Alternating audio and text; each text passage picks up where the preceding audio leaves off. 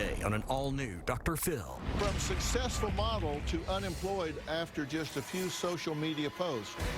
You said being transgender does not make you a woman. It makes you simply transgender. I did it out of spite because I was upset that certain transgender people called in to my agency and got me fired. She then panicked and stated that she, in fact, was transgender, but that was a lie. Today's going to be a changing day in your life. You've never had anybody working harder to bring you to the threshold of change than right now.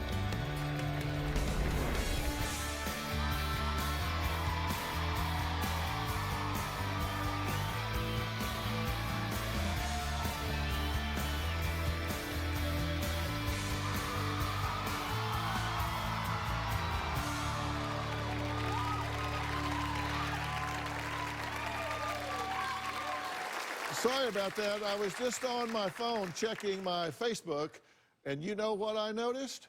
People love sharing their opinion. We are so polarized lately that it's causing full-on verbal fights on social media. Are we too sensitive as a society, or do words really matter? Now, people are eager to give their opinion, but sometimes there are real consequences. You can lose your whole career with just one tweet. Take a look. A growing number of celebrities facing both career and social backlash for things they posted online. The reboot of Roseanne got a ton of attention and viewers this spring, but after its long controversial start posted a racist tweet, the show was over. Well, now to some surprising breaking news. Comedian Kevin Hart is stepping down from hosting the Oscars. The actor and comedian was announced as the host Tuesday afternoon. But overnight, Hart stepped down following an outcry over previous homophobic tweets. Dan Harmon, creator of the show's Community and Rick and Morty, came under fire for a video he posted in 2009. My first guest suffered the consequences of sharing her rather polarizing opinions on social media. Kathy won the prestigious Miss Michigan title in July, but was stripped of her duties just 24 hours after being crowned. Here's what happened. Being in a pageant was always on the top of my bucket list ever since I was little, and when I finally got it, I was super excited. The day after I was announced as Miss Michigan, I got a call from the state director, and she said that my tweets were deemed insensitive, racist, and Islamophobic. I said, what exact tweets are you talking about? She sent me 2 links to the tweets, and none of them, in my opinion, were racist or Islamophobic. The first tweet, violence. This is actually in response to another person, and this person has been tweeting, cops kill black people, and I responded, you know, the majority of black deaths are caused by other black people, so fix or lashing out and blaming this narrative on other people. The context was specifically replying to cops kill black people, and that is reference black on black violence. The second tweet was a hijab school. Okay. Tell me what you thought was going to happen when you wrote that. Anything, nothing, something? Were you trying to create dialogue? What was it? Why did you write anything at all? I mean, since 2016, I've been an active political commentator on social media, and I started in high school. And these tweets were actually written, 2 years ago. When I wrote those, I just wanted to express my opinion. I wanted to express how I felt in that situation, and to back it up with some facts or some pictures. Do you stand by what you said in that particular quote? And the quote was, did you know the majority of black deaths are caused by other blacks? Fix problems within your own community first before blaming others. And you were responding to another tweet that said, stop killing black people. Correct. Which was in reference to police actions, right? Yes. So do you stand by that? Completely, yeah. Everything I said in that tweet was backed up by FBI statistics. And you're referring to FBI stats on homicide data, and I put some of those up. White victim total 3,567 homicides in 2017. White offenders, 2,861, 80.21%. Black or African American victim total, 2,970 homicides. Black or African American offenders, 2,627, which is 88.45. So that's what you're talking about when you say that most of black deaths are by black offenders. Yes, yes. When you see my tweet by itself without the context of it, of course, it looks bad, but I was referring to another tweet, and I actually quoted it on my Twitter account.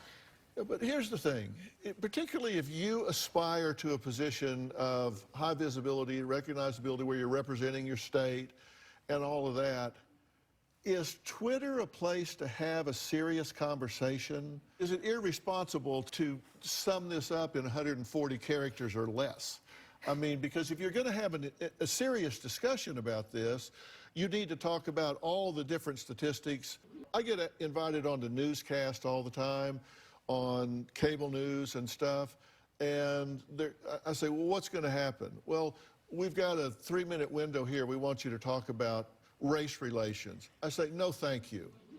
No, thank you. I'm not going to discuss a 200-year history of race relations in America in 3 minutes. Thank you. No, that is an insult to the people involved. It's an insult to the topic. It trivializes it, and I won't be part of that. So I say no, probably.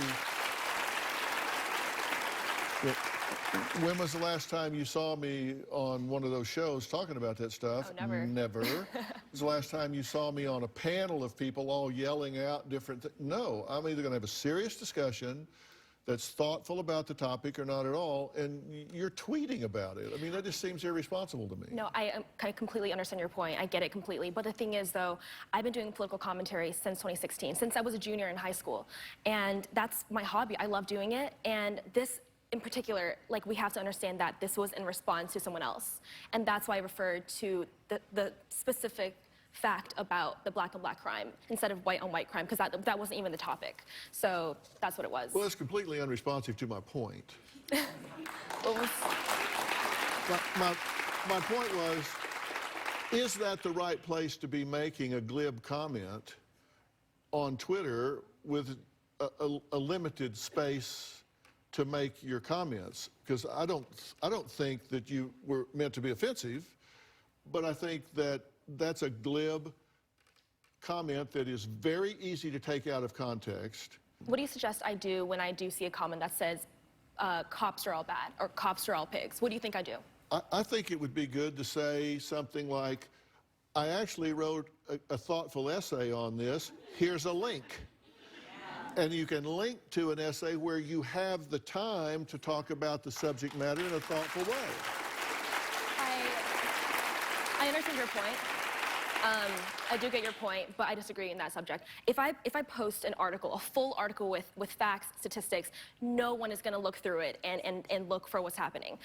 People want this satisfactory of getting information in 1 second, 2 seconds, and that's what I wanted to do. I wanted to make sure that, hey, there is another side to this whole story about cops killing black people. There is a statistic to back it up, and that's what I did. Well, the fact that it's none of your business. What is your business is what you say, the position that you're in. All right, find out why Kathy says harder than coming out is gay when we come back.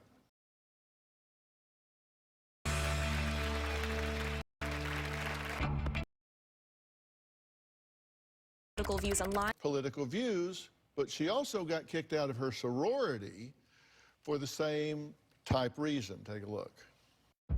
I was born in China and moved to Florida when I was 5 years old. I was bullied as a kid when I was in elementary school for being Asian. Of course, I was really upset about that. In high school, I was bullied because of my conservative values and beliefs. It's difficult for me to comprehend that because I was bullied once for how I looked, and now I'm bullied for how I think. When I first joined my sorority, I posted about it on social media. Other sorority members found out, and they decided to look through my social media and found insensitive posts. Then they told the higher-ups. They never told me what was insensitive about it. They just said that my tweets were insensitive, just like the Paget story. I was given an ultimatum, either to stop posting my political views online or to leave the sorority. I chose to leave. I have a very small circle of friends, but they were back in Florida since I moved to Michigan last December. I have acquaintances from classes, but I don't have many friends that I'm very close to. Whenever I'm in class or around campus, I feel like there is a target on my back. I think that people know about me from this story, and they automatically assume certain qualities, even though I try so hard to present myself in a nice manner. When it comes to jobs, schools, opportunities, you should be judged on the character and not your political beliefs.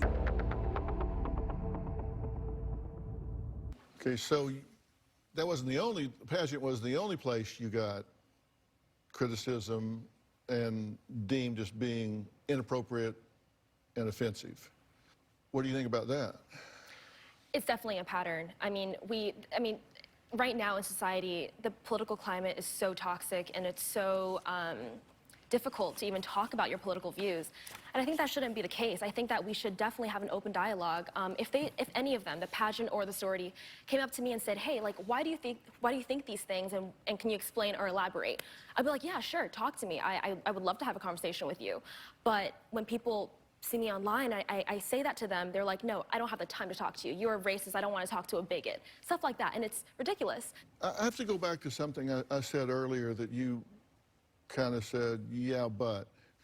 You said, when somebody writes something like they did and I responded to it, what do I do instead? I suggested what you do instead is link to something where you have an opportunity to be more fulsome in your answer. And you said, yeah, but nobody will read that. So instead, I defend the fact that I made what many can think is a glib, racist comment and suffer the consequences from it. Do you really discount my suggestion of being more thoughtful and linking to something because you think maybe people won't read it? No, I get your point completely. I think that, I mean, now, obviously, I would definitely link to an article and stuff like that. I don't think that I should be deemed racist for providing facts. I don't think facts are racist. You know, facts are facts. So that's it. Well, of course, statistics are statistics. They don't have feelings. They don't have agendas. But they can be weaponized and taken out of context. You just can't sum this up in 140 characters, and I think it's irresponsible to try. I mean, so do people who say cops are bad and cops are pigs. Exactly. I think it's idiotic to, that's not the place to be having a serious discussion about serious issues with serious people. That wasn't the only thing. This is another tweet that you say got you in trouble. There's a try a hijab on booth at my college campus. So you're telling me that it's now just a fashion accessory and not a religious thing? Or are you just trying to get women used to being oppressed under Islam? You found it offensive that they were asking you to try it on? No, it wasn't offensive that they told me to try it on. For me, it was like, if I was a Muslim, I wouldn't want people to try on my religious garment that represents my religion. For me, like, it's like we don't see try on a rosary day, you know, for Catholics in school. So, like, what is the difference? You know what I mean? And also, I think that the reason why I put the last statement on that tweet was because just 2 years ago in Saudi Arabia, women were just legalized to drive. And if you don't think that's oppressive, that women were not able to drive 2 years ago, it's just wrong. Well, you had a response to the Miss World America, and your comment was to them, what's insensitive is that women in the Middle East are getting stoned to death for refusing to obey their orders to wear hijabs. A Muslim woman tried to forcibly put a hijab on my head without my permission. I tweeted about it on my social media, and it got the attention of the media. And are the people in that they advocate for the punishment wear a hijab? I'm the founder of hashtag taco trucks at every mosque and hashtag I stand with hijabs. She was recognized as one of the 100 most influential people in Orange County, California by the OC Register. So thank you for being here. Thank you so much for having me.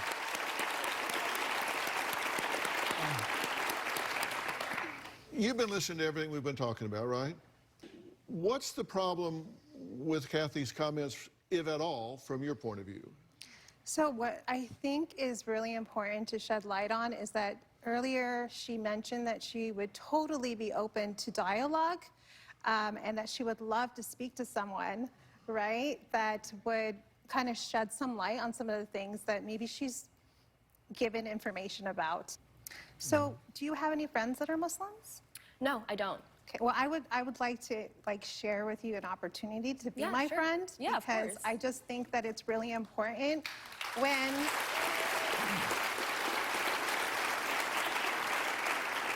when you're surrounded around the same group of people all the time and they don't share different perspectives, you tend to think the same way. And so I want to give you an opportunity to learn from me as a Muslim. I am a proud hijabi. I wear hijab pretty much like 20 hours a day because I sleep for 4 hours. But I wanted to let you know also, I chose to wear hijab. And the vast majority of women in this country that wear hijab actually choose to wear hijab. In this country? Yes. You're Asian, right? Yes. Do you know the vast majority of Muslims around the world are Asian? In China, yep. You're mentioning Saudi Arabia as if that's the only Muslim country or population that They have implement Sharia Muslims. law, yes. Yes. So, you know, only 19% of Muslims are Arabs. And so it's important for you to just break down who Muslims are. Yeah, for sure. So, do you know what's the largest Muslim population here in the United States? I don't know. It's African American. Okay. And the fastest growing Muslim population in the United States are actually Latino. Okay. So we're everyday people. We're just like you. I happen to wear the same color shoes that you are wearing. We're more alike than you probably think. What does the hijab represent? So hijab actually in Arabic just means covering. It just means covering. And hijab itself represents the symbol of Islam. So women that wear hijab, the intention, the vast majority, purposely wear to observe their faith. To characterize me wearing hijab as my personal and American right to wear it.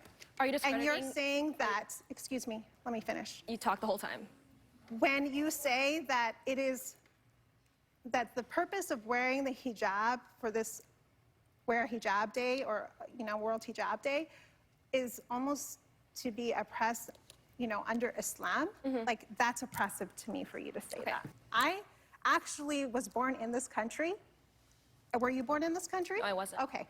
I wear hijab, right? And I'm practicing my First Amendment right. I was born in Burbank. I'm a California girl, right? And it is the most American part of me to practice my faith. I'm curious if you feel at all enlightened by anything that she's said here.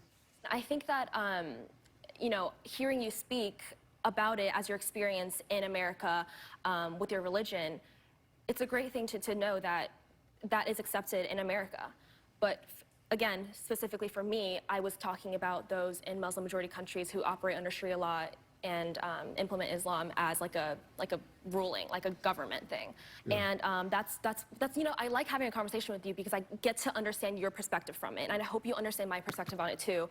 You mentioned earlier that, you know, you have a target on your back for the things that you said on social media. I have a target on my back just because I wear hijab. So Well, I've learned from some of the things you've said today, so I thank you very much. Thank you so much. Okay. Thank you. My next guest went from successful model to unemployed after just a few social media posts. She says she's here to clear things up. We're going to meet her next.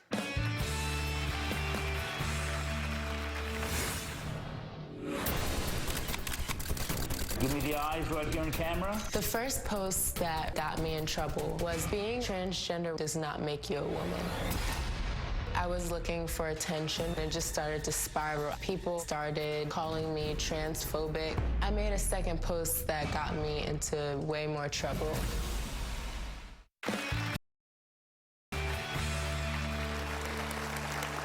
My next guest, at just 20 years old, was traveling the world, hanging out with her way to becoming the next supermodel. Carissa and Rihanna's lingerie.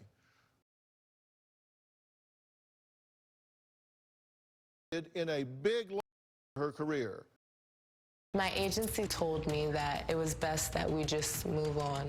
People were just shunning me. I even tried to sign with another agency, and they told me now's not the best time. And I panicked. I made a second post that got me into way more trouble. I did it because I took some really bad advice. I wasn't ready to come out about it yet, so I'm being forced to tell the truth. I'm transgender. I did it out of spite because I was upset that certain transgender people called in to my agency and got me fired. A week after I had posted that I was trans, I then posted that I lied about being trans. The hate got significantly worse. The first post doesn't bother me because I knew my real intentions behind it. I regret my second post the most because I lied about being something that I'm not. Okay, why did you sit down and type what you typed to begin with, the first post? I was just going through a lot of mixed emotions after reading a post about Malaysia Booker, a transgender woman who was just brutally murdered. And I felt as though I needed to create a dialogue about it in any way that I could, and I just didn't express it correctly. Okay, well, here's your post. This was on May 23rd. You said, being transgender does not make you a woman. It makes you simply transgender. Correct. I just wanted to start a dialogue. I just didn't know the consequences would be so detrimental and devastating to my career. Do you understand the concept of gender identity? I believe so. Gender identity is really one's internal, deeply held beliefs about who they are. So if someone is assigned as a male at birth, but their deeply held beliefs, their enduring, deeply held beliefs are that of a female, then they would be referred to as a transgender woman. If you believe internally that you are a woman, then who am I to say or judge and tell you that you're not? Good point, which is why your tweet would be offensive to the sensibilities of those who feel at the absolute core of their soul that they are, in fact, a woman. They are, in fact, female. I've realized now, I really do realize now that I could have come across way more kind. It was just very insensitive during such a sensitive time, you know. And I really want to just make an apology to myself, first and foremost, for ever saying that I was something I'm not. I think that was the lowest point in my life. Because then the next thing, you said, I really do want to take back my trans comment because if they can say they're women, I can reclaim my virginity. Well, can't I? Can't I say that? Well, you can say whatever you want to say, but when you choose the behavior, you choose the consequences. Carissa has many excuses for why she did what she did, but is she really owning her words? And if not, why not? We'll talk about that next.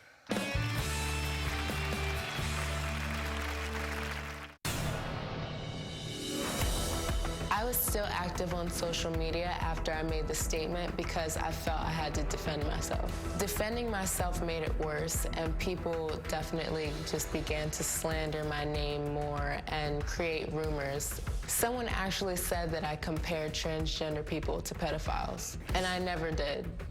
Every day I was receiving hate mail, death threats, all types of rude and mean, ignorant comments. It just really started to affect me mentally, physically, socially, in every way. This incident has affected my life. Carissa was on her way to stardom with an international modeling career when posts that were labeled as transphobic derailed her dreams. And then she went into what I called damage control mode.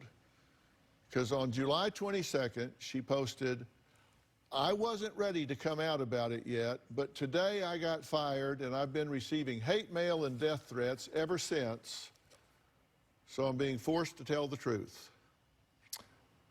I'm transgender. That was a complete lie. Yes, it Right. was. And am I right to say that was an effort at damage control? Well,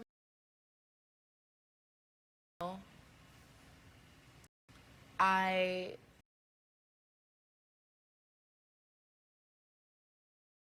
dropped me. I thought if I came out as trans that I would somehow make things better for myself, but it appears I've only made things worse. I'm truly sorry. I'm only 20 and I'm human. I make mistakes, but I refuse to let them define me. I hope you all can forgive me and move on from this incident. And I'm not a coward. I'm taking some time to reflect on my actions and hope you all can try to understand. I am not at all proud of what I did.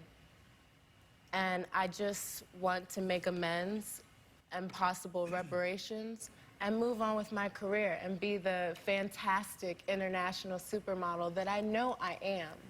And I refuse to let this define me because I am so much more than this, Dr. Phil. Coming up, a woman says that 16 transgender women have been murdered this year alone, and that is why words matter. She's going to join the conversation when we come back, and we're going to let you have your say. We'll be right back.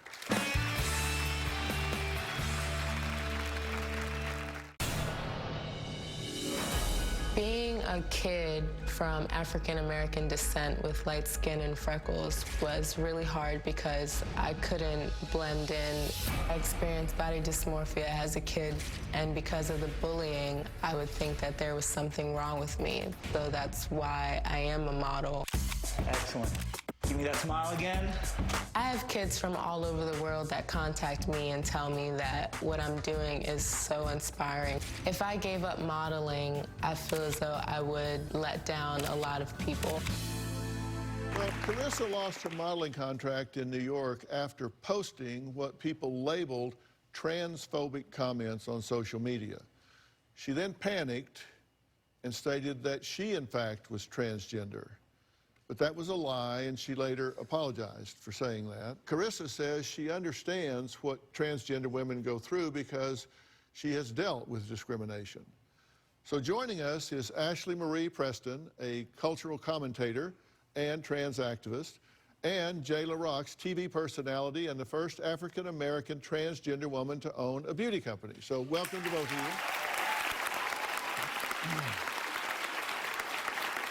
So you guys have been listening to the conversation, right? Yes.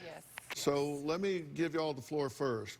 Yeah, I think that probably one of the most heartbreaking parts of the story was bringing up Malaysia Booker, who was a Black trans woman who a week before she was murdered had been violently beaten by a mob of people that went viral. And so the fact that you wanted to open up this conversation to be helpful is in direct conflict and opposition of the fact that statements such as yours are direct contributors to the violence that trans people face. I'm a very spiritual person, so I wanted to think, like, where is this coming from? It seemed like it came from a scared and hurt place, from a scared and hurt person. And I admire you today for coming here on a public forum and stating your apologies, but something about it doesn't seem genuine to me, you know? Well, I think as I sat backstage, I cringed because you said, first and foremost, I want to apologize to myself. And when I heard that, it further underscored the fact that I don't know that you're quite sad about your actions as much as you're sad about the inconvenience of accountability. And I think this is so important for you, is education. Because, and I'm not trying to be condescending, and when I use the word ignorant, if you look it up in the dictionary, it means an absence of information. And I think a lot of what you said was said from ignorance, not malice. I don't think she understood the gravity of what she was saying or the impact it would have on the community that you say that she just completely invalidated with her words. And I don't think she's going to have the ability for authentic remorse about this until she really educates herself and understands why what she said was so wrong. I think that education is important, but you don't need a doctorate to understand the common concept of respect. I think what you're learning to understand is while it is a country where we do have free speech, a platform is a privilege, it's not a right.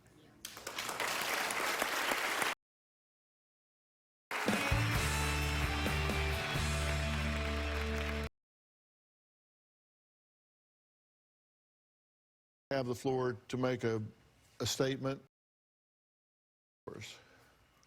I know, and I know that I have people not. And so you're not a woman. We need to reevaluate what our definition of womanhood is. And because we're having the conversation with Carissa, Carissa is able to stand up and be a model and a person who can help show Absolutely. what that looks like. But we have to be able to talk about it because otherwise we're still going to keep getting killed.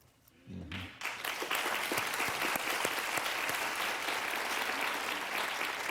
Well, you just said something very important. What do you think is the main thing people need to understand to stop that from happening?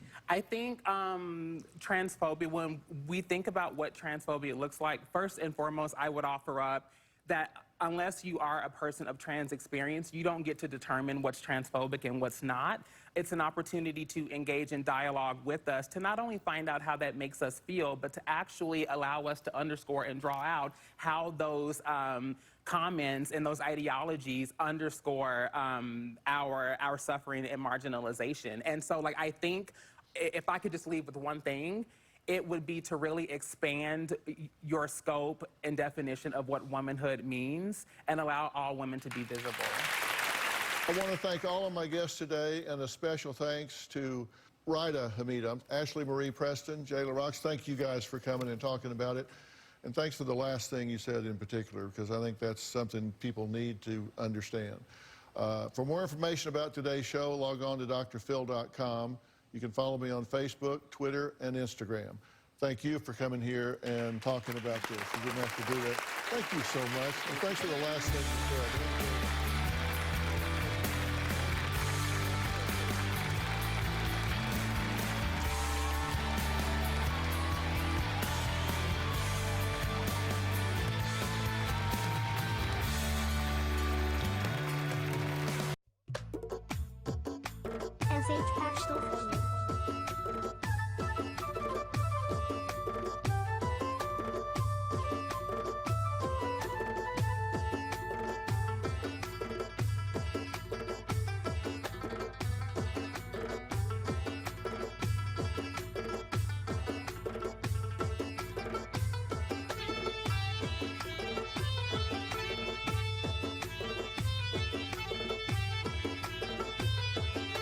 شایسته دی خدای ټول خوار کې